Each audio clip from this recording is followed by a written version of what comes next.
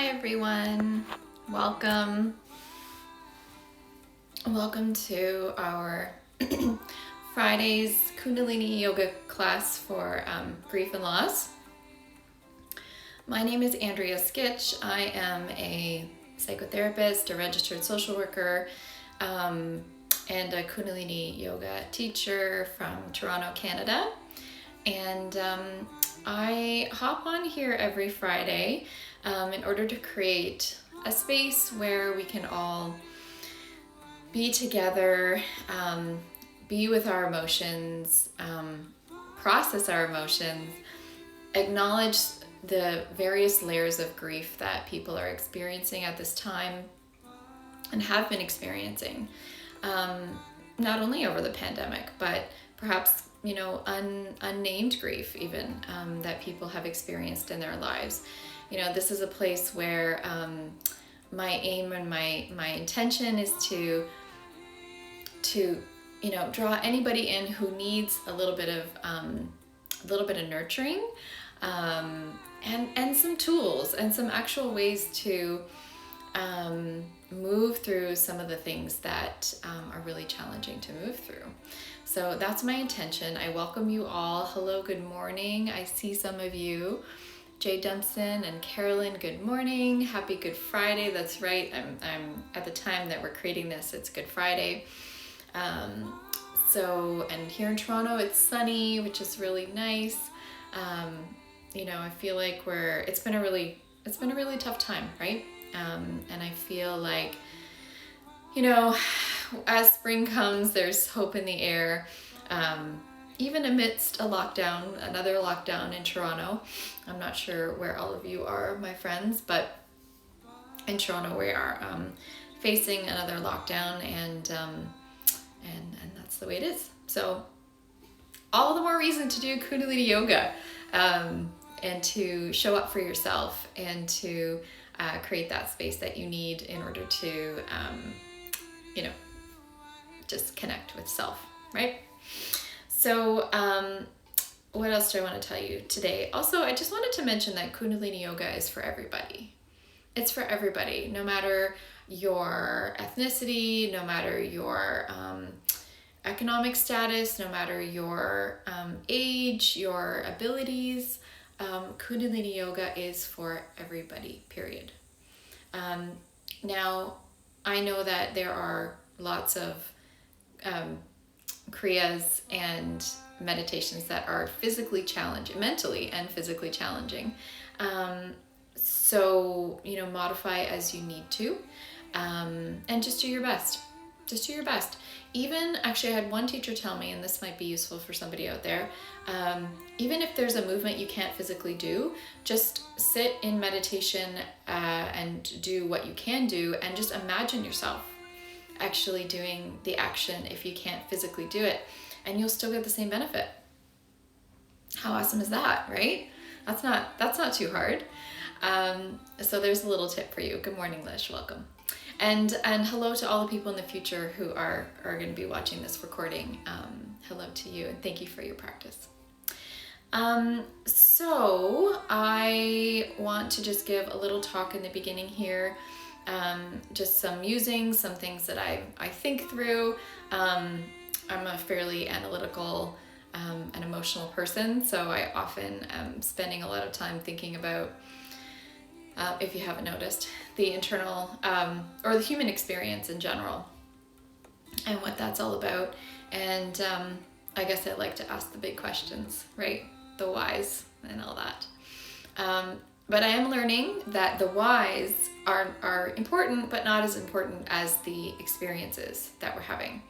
And that's something that Kundalini yoga has taught me, that there's nothing wrong with analyzing, there's nothing wrong with questioning and reflecting and contemplating, which I could do all day, but there's nothing like, it's not the same thing as getting into an experience, having an actual experience of being in this finite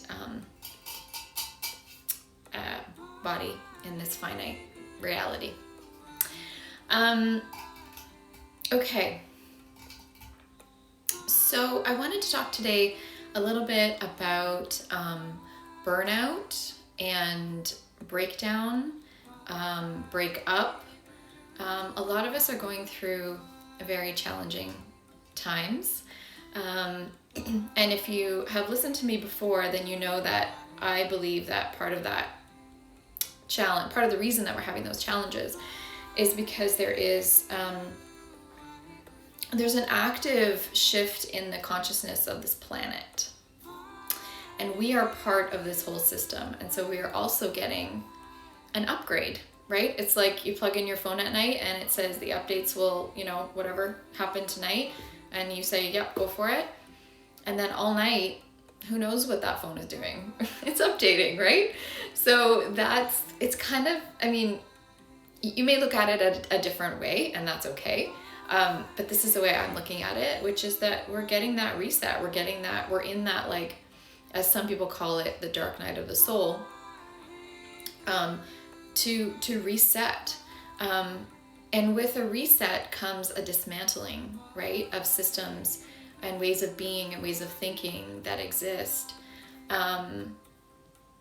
So we all have an individual responsibility to take care of ourselves through this process, and to use the tools that are out there, and Kundalini is just one of them, to help our system calibrate, right, to whatever is changing, whether you think about it in an earth consciousness kind of way, or whether you think about it as just, I'm getting from this chapter in my life to the next one.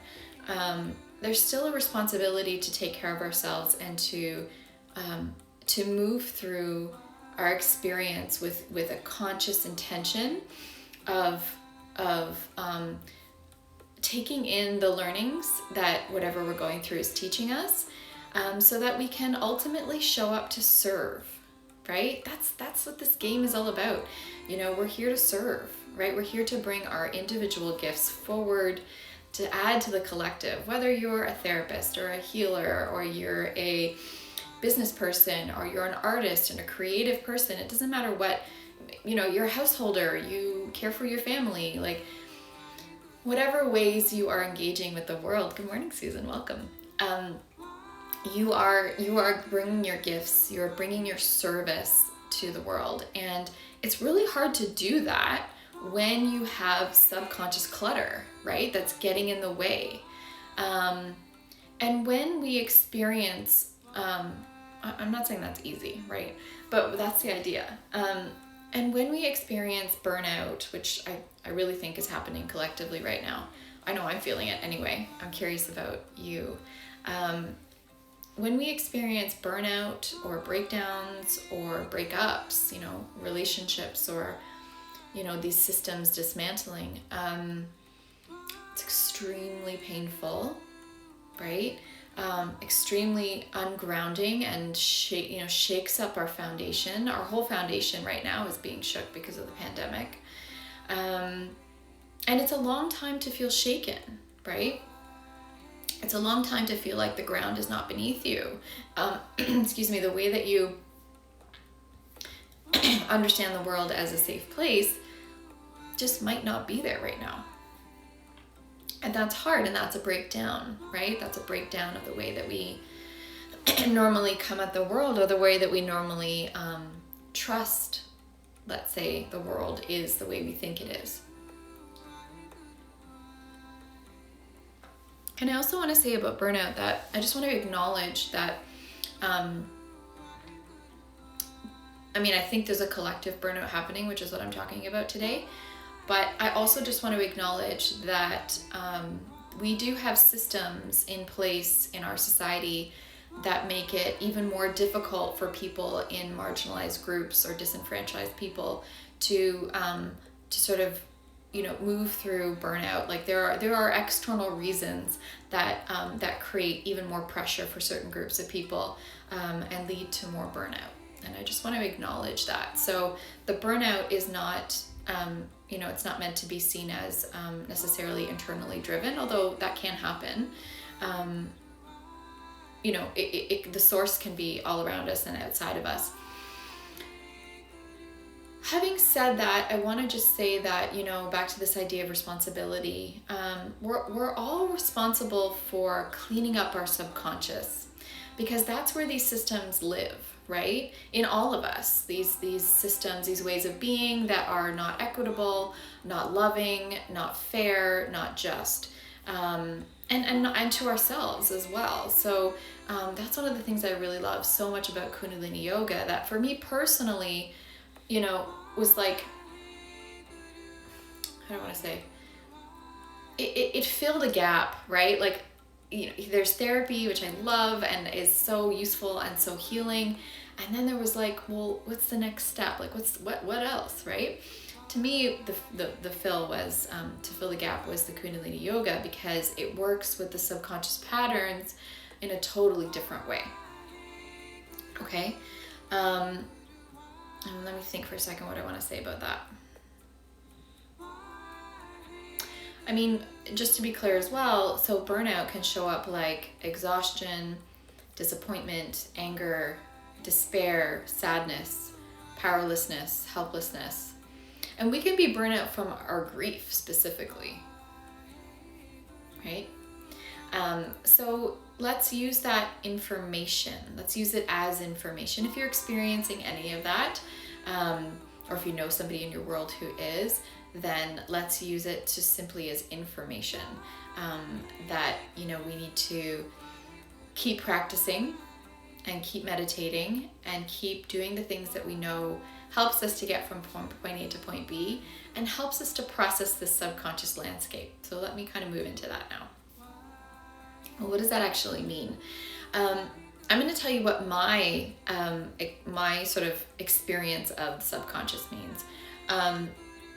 I believe that our subconscious is almost like the ocean that we swim in every day. And we, without even realizing it, it's all the like packed in information about how we see the world and what we've experienced in our life that informs the decisions that we make,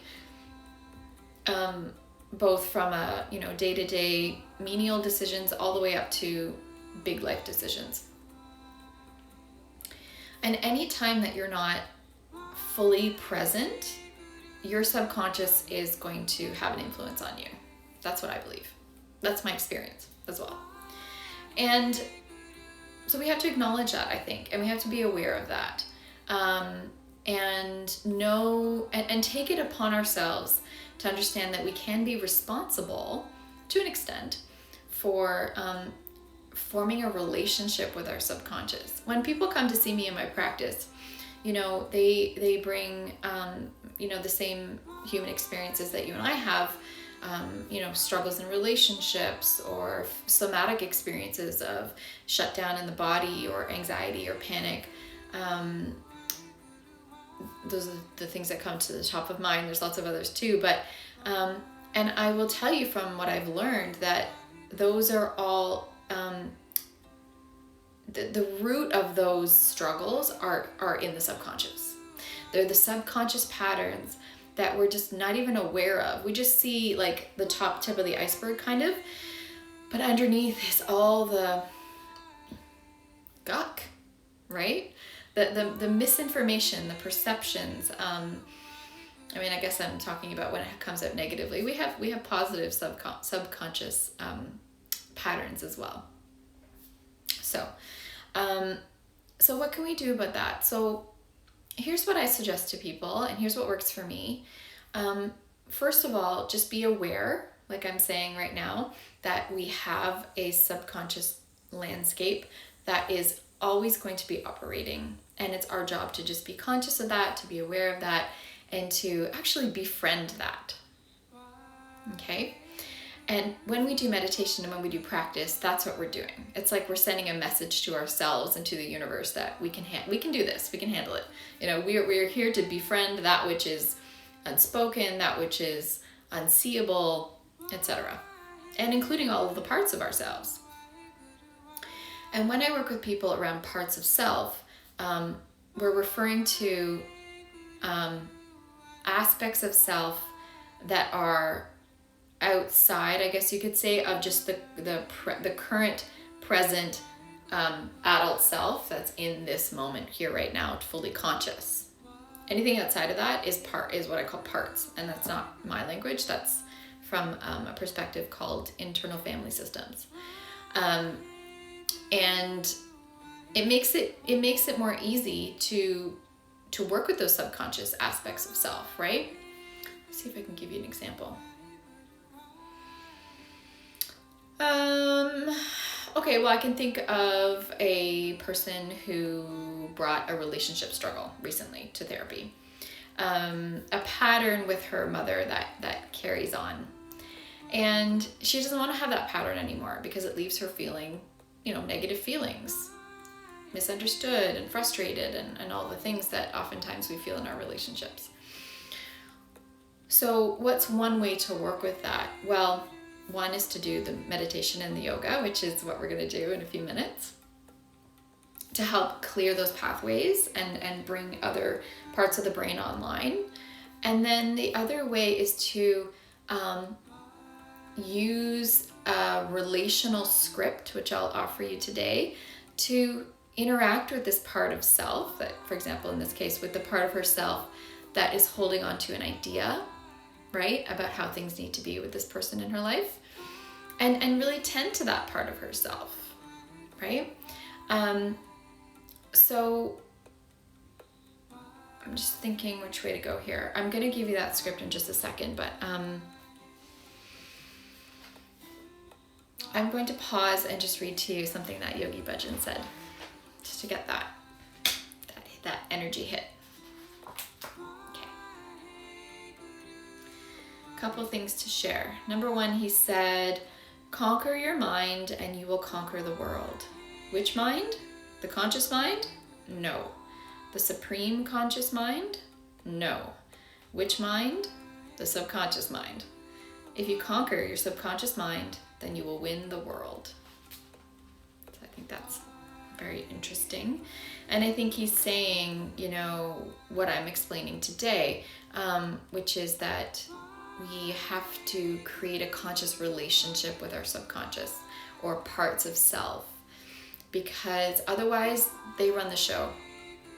Otherwise that subconscious will run the show and will make those decisions for us in our life and reenact things that are not helpful. And then he says, meditation is the creative control of the self, where the infinite can talk to you. So what I think he's saying there, or my current interpretation of that, is that one of the ways forward to allow the transformative experiences that come with burnout or breakup or breakdown, because that's ultimately what they're leading us to, is a transformational experience, if we let it, is that in order to fully be conscious of allowing these very challenging moments to actually transform us, there's a call there to be connected with the infinite. And you can call that what you like. You can call that the laws of Mother Nature. You could call that your own spirit or your own soul. You could call that God, right? You could call that Jesus. You could call that Allah. You could call that whatever you want. The idea that there's this energy or this bigger thing that has brought us here and that breathes us. I love that. That which breathes us. And when we allow in that concept, that relationship with infinite, we are more likely to be able to adapt to the transformational experience that we're being offered, and rather than stuck in the muck of the subconscious, which doesn't really want things to change often, right? It wants those patterns because they're familiar and because it's not set in the current moment, right? And we can make our best decisions for ourselves when we when we are integrating and when we are in the present moment, which is hard. I'm not perfect at this.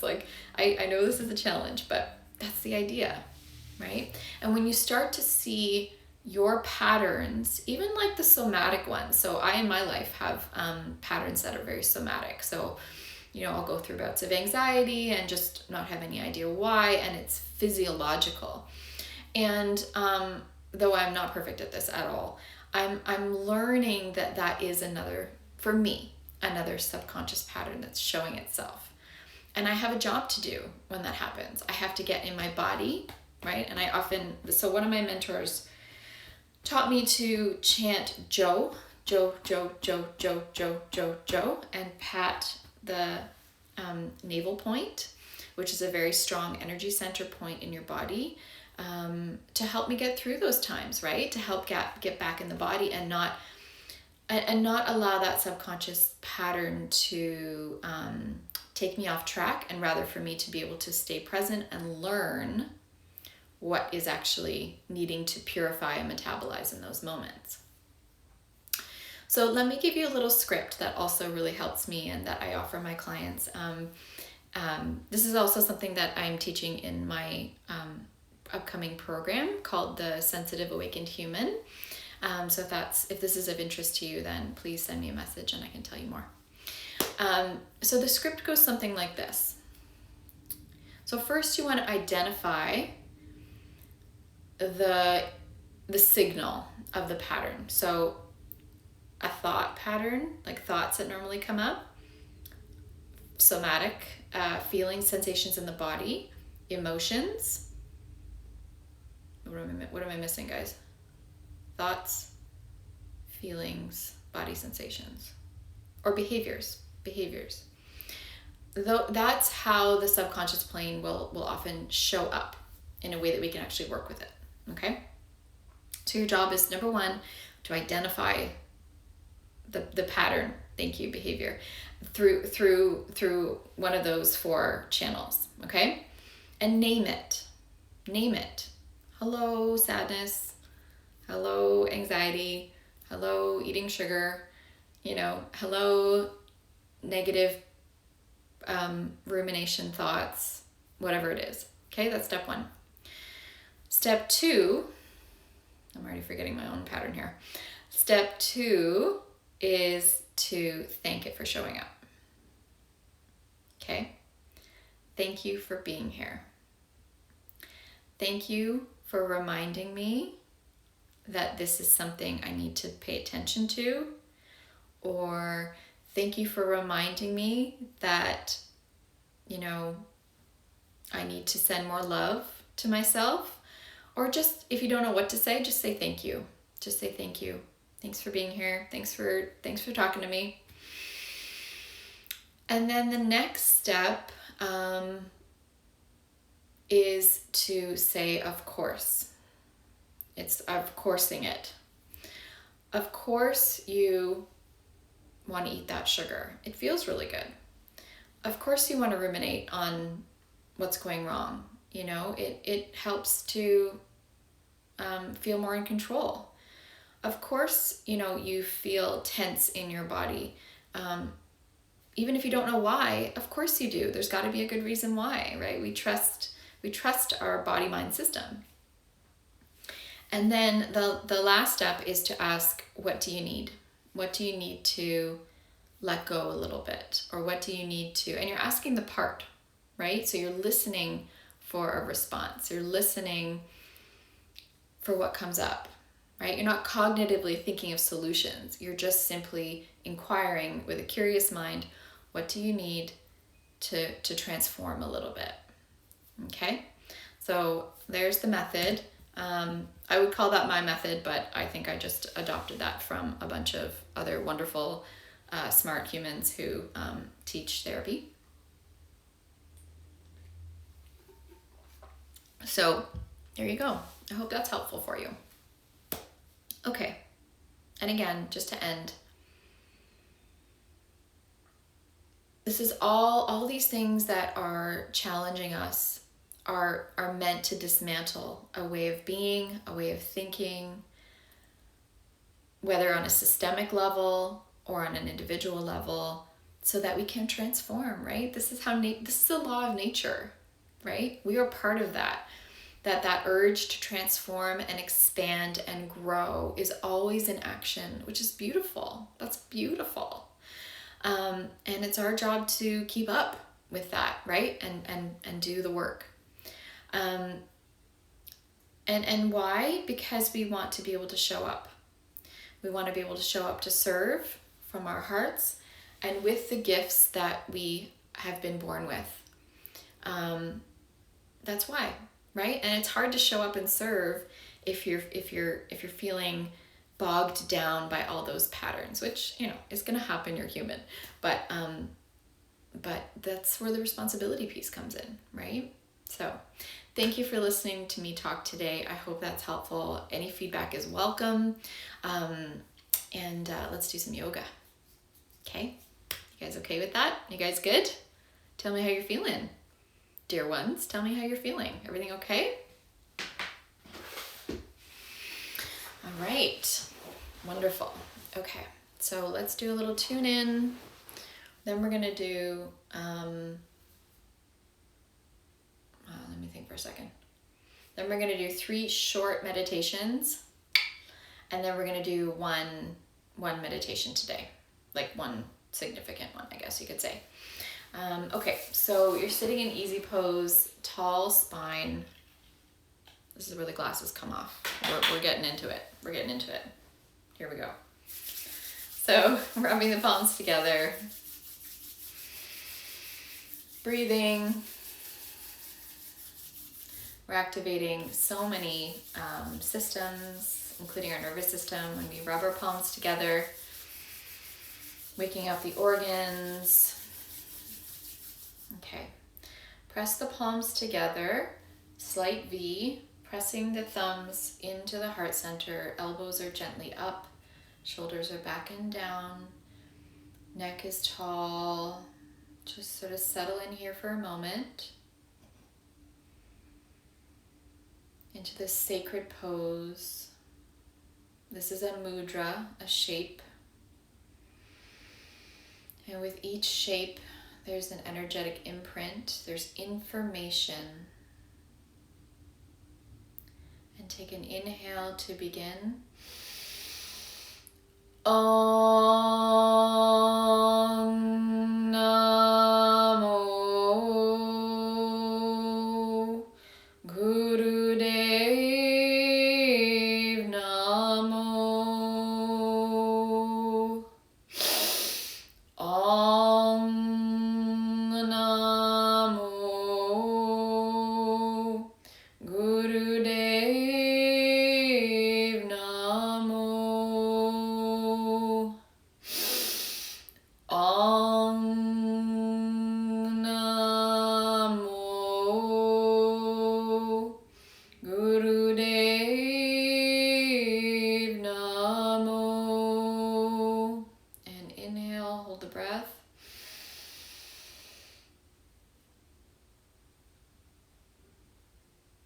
And exhale. Okay. All right, so let's come into cat-cow. We're just gonna do 2 minutes to get warmed up here. So you can start now, the clock is on. Coming into all fours. If you haven't done this before, I'll show you in just a second. Let me just get this gorgeous music going here, 1 sec. But those of you who know, you are doing it now. You're inhaling Sat, exhaling Nam, mentally chanting Sat Nam, Sat Nam.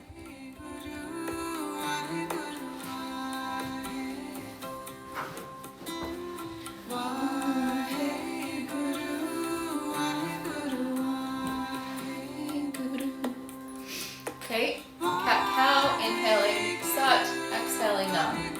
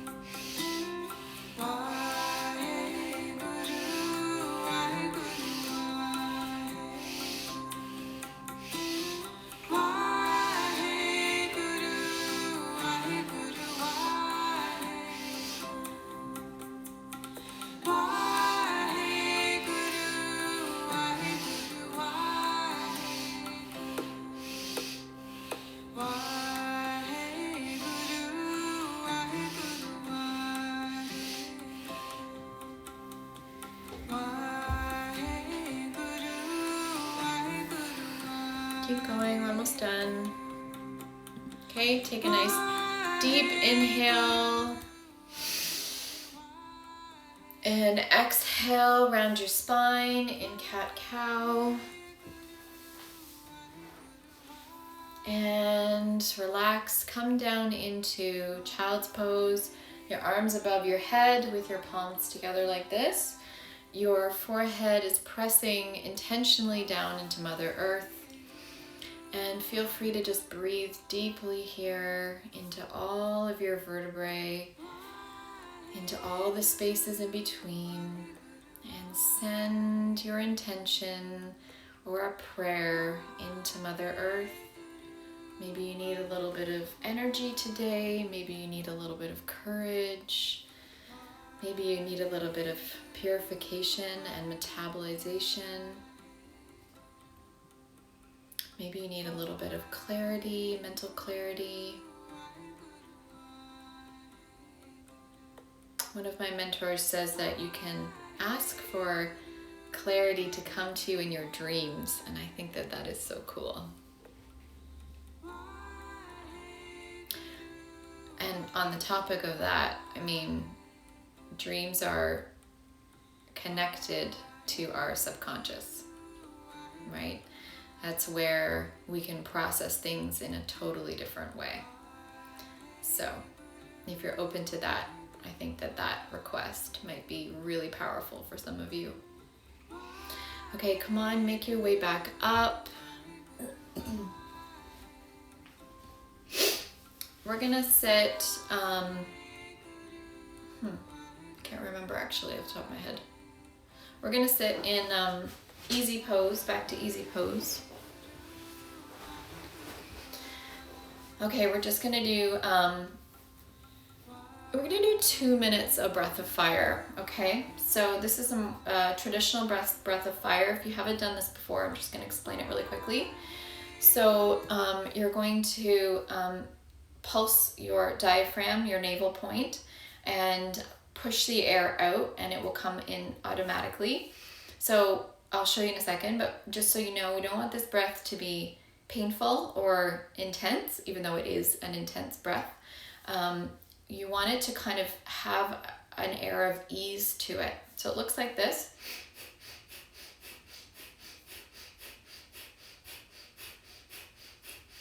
Okay, so find your own rhythm with your breath of fire. We're just gonna do it for 2 minutes. You wanna make a fist with your thumbs out, okay? And you can't see my hands, but they're like this, okay? And you're going to have them at a 60-degree angle, and we're just gonna do breath of fire for 2 minutes, okay? Here we go.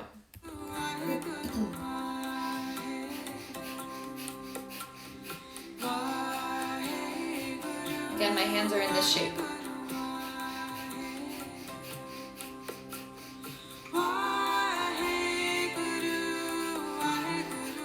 If you're pregnant, you're not going to do this. You're just going to do long, deep breathing, okay? Or if you're on your cycle, your menstruation, just do long, deep breathing, okay?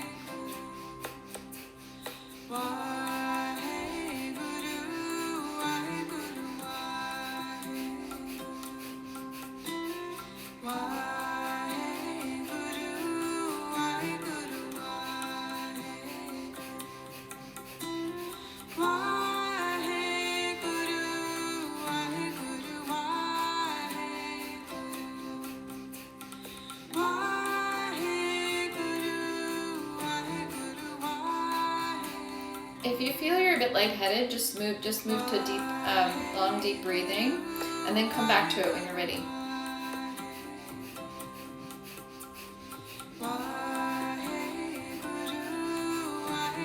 Just do your best, keep going. Only 40 minutes, not 40 minutes, 40 seconds.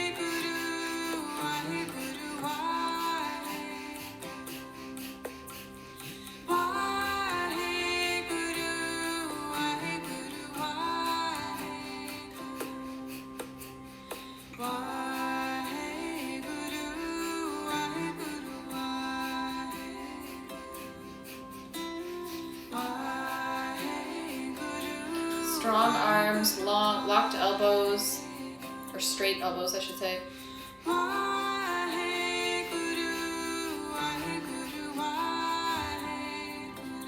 Okay, take a deep inhale, bring the thumbs together above your head. Hold the breath. Exhale and inhale again. Stay in the condition. Exhale. And one more time, deeply inhale.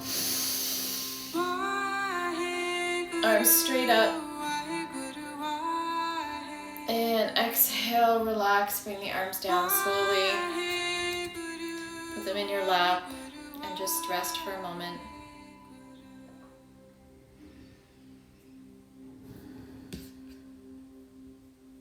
Breath of fire is one of the most powerful breaths you can do. It's rejuvenating to your system. It wakes up your organs. It pushes oxygen through your system. It cleanses your blood. It stimulates your nervous system. I mean, it's like a little bit of magic. So you just, no excuses for not doing breath of fire every day, even 1 minute. And we do that, similar breath when we do fists of anger. Okay. All right, so we're just gonna do, I'm mindful of time, so I'm gonna go into the main meditation for today, but I invite you to actually do the addiction meditation on your own, okay, after this, just for 3 minutes. Okay, so here we go. I'm just gonna explain what we're gonna do here. Okay, so he says this meditation is for burnout. It's the best thing to do when you think you are getting burned out. The mudra is a dormant state of energy. We totally zero our authoritative magnetic field. Well, to me, burnout involves a little bit of going into like a dorsal vagal kind of place. So I'm guessing that what he means is that we're able to access a dormant state of energy that we possess to help us move through that place. That's my interpretation. He says, practice this meditation only when there is a time to remain still and relaxed upon completion. So I'm going to, we're going to do the meditation, and then I'm going to play the gong for, we'll see how much time, but at least a minute to kind of let things settle. And then, so here's what we're going to do. I'm going to sit again in easy pose. Actually, while I explain it, feel free to just shake out your legs because we're going to be in that position for a little bit of time. So what we're gonna do is put our thumbs on what's called the Mercury Mound, similar to how we do fists of anger, but just focus on putting the thumb, if you can, over to the Mercury Mound like this. This time we're gonna keep the hands in this position, like open, the fingers. And when we sit in easy pose, we're gonna actually press the hands together like this as best you can. I know that's a bit of a weird one. And we're gonna have them at the heart center. So they're fairly high, right? They're kind of up here. And your arms are relaxed, your shoulders are relaxed, and your elbows are sort of relaxed. It's kind of a relaxed position. You get your energy from actually pressing the hands together, okay? That's where you're gonna find your stability. And your fingers are more pressed together than the wrists per se. So focus more on the energy being, or rather the tension being with the fingers pressed together, okay? The breath is inhaling deeply 8 equal parts and exhaling deeply 8 equal parts through the nose. So it's just long, deep breathing. You're gonna count into 8 yourself and then count to 8 again to release the breath. And we're focusing at the tip of the nose. So the eyes are not closed. They're just gently focusing in on the tip of the nose. So you kind of get a little bit of a tension in the eyes as well. Again, all of these positions are a mudra, right? They're a shape. So there's a reason that they are the way they are. So just do your best to try to embody them. Okay, so long, deep breathing. Here we go.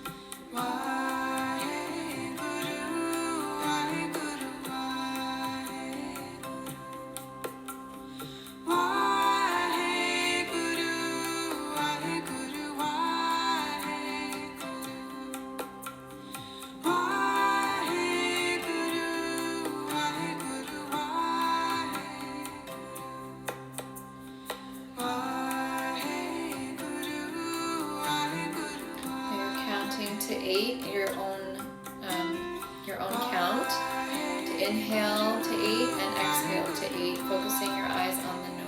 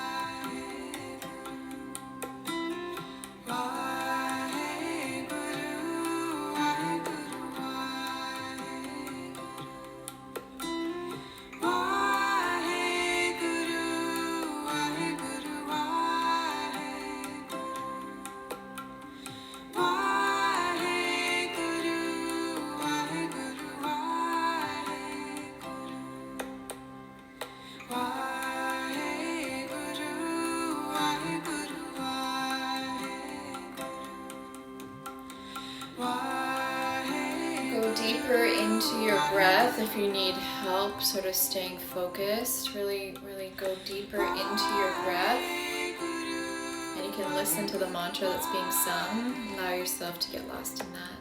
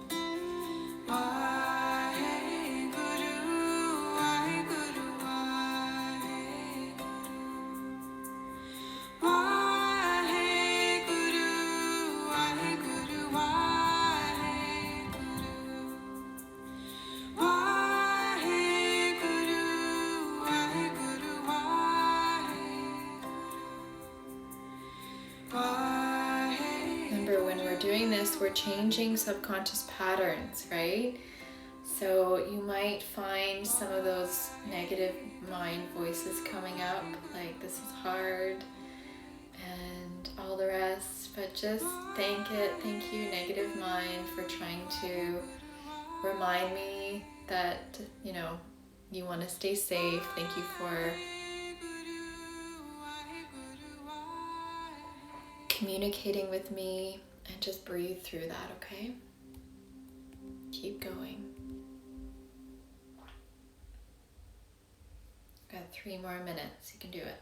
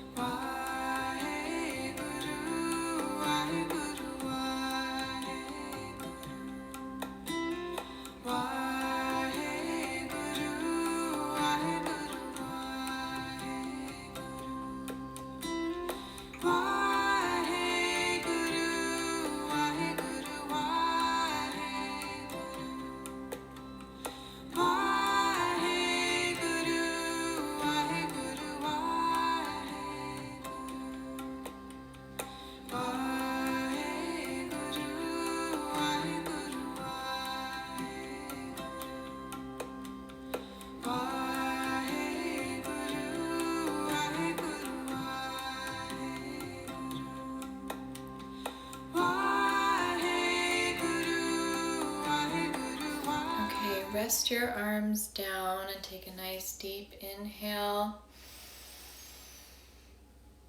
And exhale. Very good job. Well done. Okay, come down into corpse pose, lying flat on your back. You can put a pillow under your knees if that's more comfortable for your back, but just feel free to come down and just settle in. Make yourself comfortable. If you have a blanket or pillow, just make yourself comfortable on your back.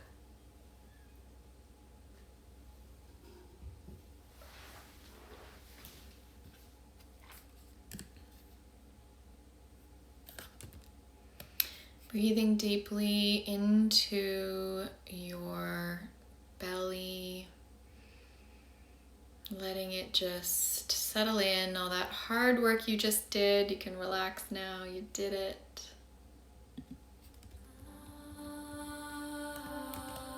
Breathe deeply.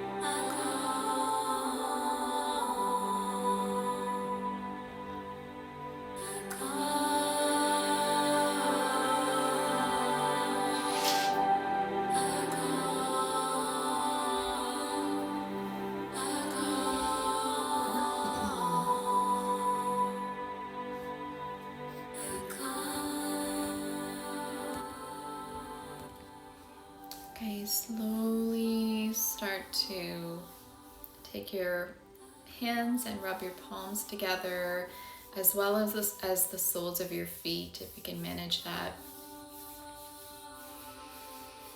Just begin to come back into your present space a little bit more. You can bring the knees to the chest and roll around and stretch out that spine. And then slowly make your way up. Good morning. Hi guys, if I haven't acknowledged you, Stephanie, Jennifer, hello. Okay. Come up to sitting in easy pose. We're gonna end together. If I can find it. Here we go. Okay friends, we're gonna end together. We're sitting in easy pose. We're gonna sing Long Time Sun 3 times. The first time we dedicate it to someone we know and love. The second time we dedicate it to a stranger who may need this prayer. And the third time we dedicate it to ourselves.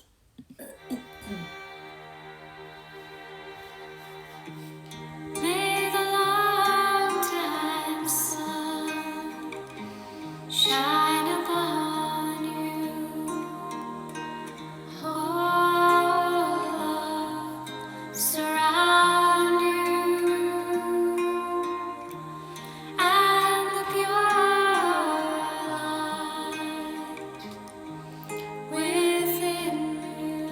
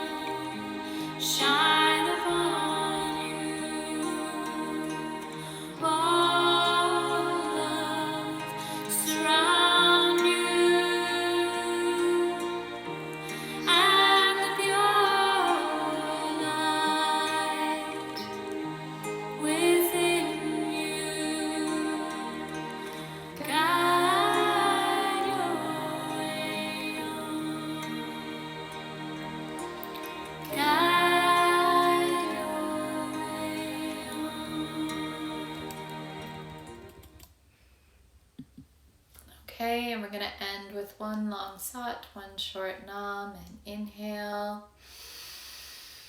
Sat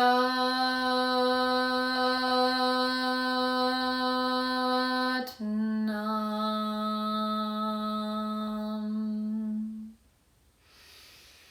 Sat nam. Thank you so much for being here.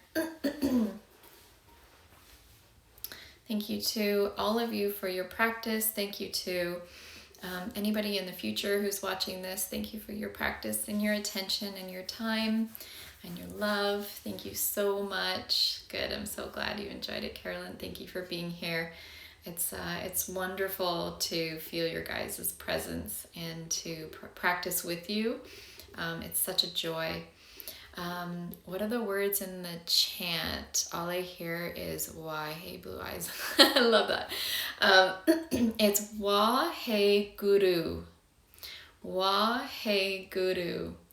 Yeah, so you can Google that. I hope that's helpful. I'm just looking for it here.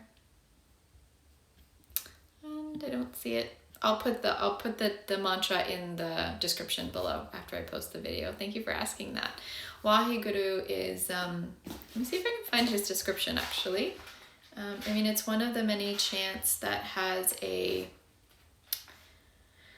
mantra that has a very specific sound current and a frequency that is rooted in the infinite and the infinite's ability to hold us and support us. Waheguru, it's like, I guess you could say it's similar to sort of like Amen. And for those of you who are celebrating Easter, happy Good Friday, happy Easter to you all. I'm so glad you enjoyed it, Lish. I'm so glad. Thank you. I think it's what I needed to. I was just kind of channeling that a little bit last night. Like, how are we gonna, what do I need, and what do we all need together? So hopefully that was accurate for you. Happy Easter, Susan. Thank you for that question, Jay Dempson. Thank you. And any other questions, throw them at me. That track, if you're interested, if I can find it again. The singer, it's going to take me a minute to find it. I'll put it in the link below as well, or the description below in case you're interested. Anytime you're having a hard moment, anytime you're struggling, anytime you don't know what to do, anytime you feel stuck, just choose one of the mantras that resonates with you. And if Waheguru is the one for you, just try it. I urge you to try a mantra when you don't know what to do, right? If it's a work problem and you're like, I don't know what to do with this work problem, sit down, put your timer on, chant Waheguru. Just chant it. Waheguru, Waheguru. Or pick another one. Satanama, Satanama, Satanama, Satanama. That's called Kirtan Kriya. It's so powerful. So these things they're practical, right? They sound very etheric and esoteric, and in some ways they are, but they're actually really practical.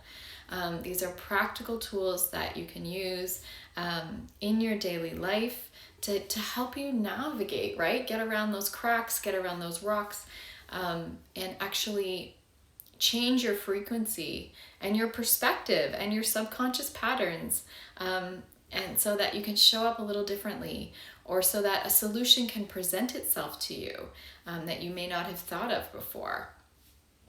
I urge you to try that, just for fun even. Like pick something that's bothersome to you, or pick something that's challenging, and try what I'm saying, and just see for yourself, if it makes a difference for you.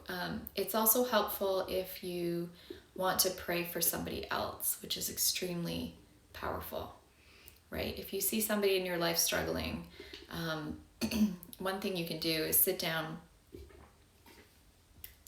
tell them, call on their soul.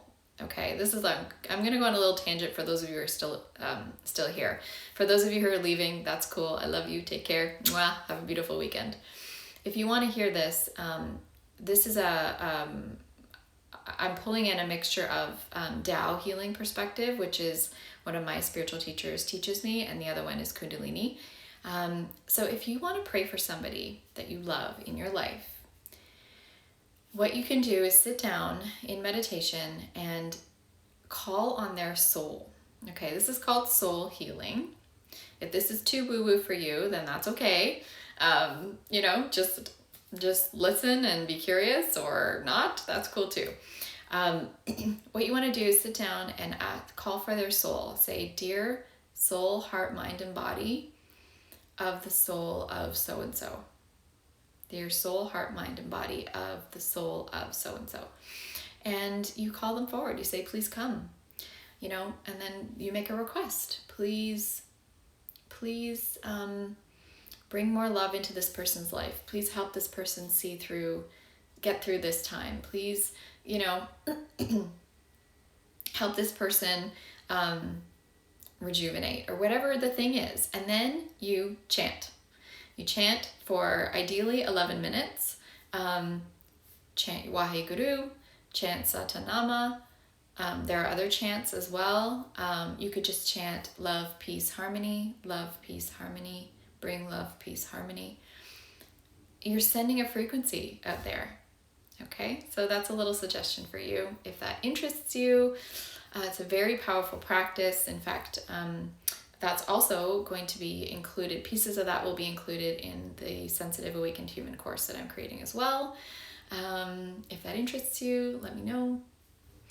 Okay, I think that's it from me. If there's anything else that you need from me, lovely souls, then let me know, send me a message, and have a wonderful, wonderful, wonderful day. Take care.